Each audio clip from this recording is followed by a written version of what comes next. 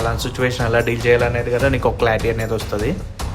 అందుకే చెప్తున్నా, లవ్ ప్రతి ఒక్కరికి ఉంటుందా? ఎస్, అఫ్కోర్స్ నాకు కూడా ఉంది, లవర్ అనేది ఉంది, అదే మా పిల్ల. ఓకే ఫైన్, నాది అంత పెద్ద ఇష్యూ కాదు. బట్ ఏంటంటే సపోజ్ నా ఫ్రెండ్, నా బెస్ట్ ఫ్రెండ్గా తర్వాత లవర్ అయింది. అందుకే చెప్తున్నాను, ప్రతి ఒక్కరికి ఇలా దొరుకుతారంటే అది చెప్పలేము, ఎందుకంటే అదృష్టం ఉండాలి దానికి కూడా.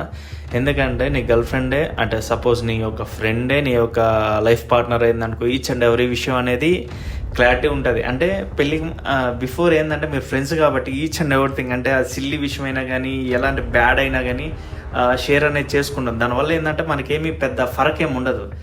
ఇది నా ఫ్రెండ్ కదా అంటే బాయ్స్ ఫ్రెండ్స్ ఉండేదానికంటే ఒక అమ్మాయి అబ్బాయి ఫ్రెండ్గా ఉంటే ఇంకొక అమ్మాయిని చెడుగా చూడడం అనేది చేయము. అండ్ ఈ అమ్మాయితో మాట్లాడడం వల్ల రేపన్న రోజు ఎవరన్నా